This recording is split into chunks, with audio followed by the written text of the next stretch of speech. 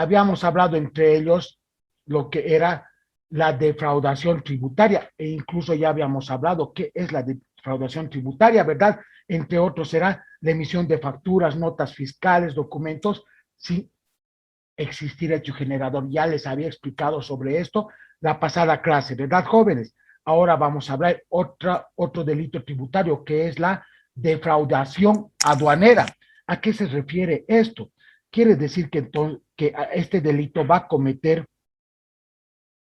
dolosamente, quien dolosamente perjudique, ¿sí?, el derecho a la administración tributaria a percibir tributos, siempre y cuando la cuantía sea mayor o igual a 50,000 UFBs. Lo mismo que hemos aprendido a calcular UFBs, ¿no es cierto?, en la página del Banco Central de Bolivia.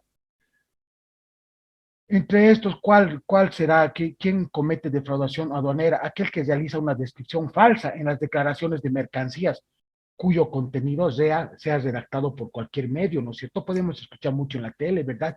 Nuestra frontera, generalmente traemos todo de Chile, ¿verdad?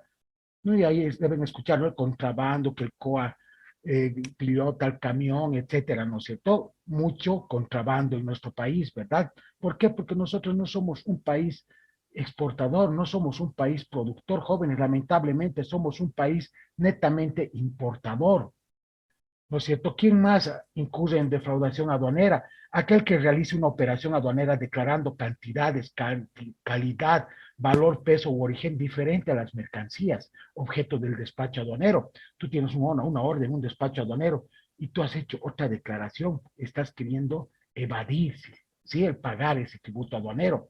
¿Quién más? Aquel que introduzca en error a la administración tributaria, de los cuales resulte un pago incorrecto de los impuestos de importación, ¿sí?, de los tributos, ¿sí? O aquel que utilice o invoque indebidamente documentos relativos a inmunidades, privilegios o concesión de exenciones. ¿Quiénes están exentos de pagar aduana? Los diplomáticos, ¿verdad? Los extranjeros, ¿no es cierto? Han debido ver muchas veces en las noticias: un diplomático no paga nada de aduanas, por si acaso, ¿sí? El delito es sancionado ¿con qué? Con una pena de libertad de 5 a 10 años, jóvenes, y una multa equivalente al 100% de la deuda tributaria establecida en el procedimiento de determinación de la perjudicialidad. ¿De qué más podemos hablar? Podemos hablar de la instigación pública a no pagar tributos. ¿A qué se refiere esto? Aquel que instiga públicamente a través de acciones de hecho o amenazas o maniobras a no pagar, rehusar, resistir o demorar el pago de tributos, será sancionado con pena privativa de libertad de 5 a 10 años. ¿Cuáles son los tributos? Ya hemos visto en anteriores clases, ¿verdad? Entre ellos los impuestos, ¿no es cierto? Las tasas, ¿verdad?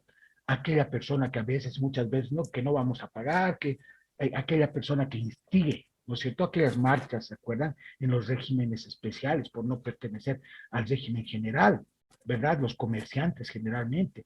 ¿Por qué hablo de los comerciantes? Contrabando, jóvenes, mucha mercadería no tienen documento de importación, no tienen factura comercial, no tienen nada, y no pueden competir con una empresa formal. Si tú te vas así sin hacer propaganda, nadie, una empresa, ¿no es cierto?, formalmente, digamos, en la Ayacucho, a comprar un plasma. ¿Qué sucede? Ese plasma en esa empresa, por ejemplo, te va a costar $1,200. Te vas al mercado informal, ¿en cuánto te van a vender el mismo plasma? En $700, $800, jóvenes. ¿Por qué? Porque es contrabando, ¿no es cierto? No te van a dar factura, no tienes garantía. ¿Tú de dónde tienes que comprar? De la formalidad, pues joven. Lastimosamente nosotros mismos compramos de los informales. ¿Por qué? Por la situación económica, ¿verdad? Pero al hacer eso, ¿qué estamos haciendo? Estamos haciendo daño a nuestro país. Entonces la institución pública, ¿no es cierto?, a no pagar. Les hablaba, ¿no?, de los comerciantes, ¿no es cierto?, de los informales. Otro delito tributario, la violación de precintos y otros controles tributarios.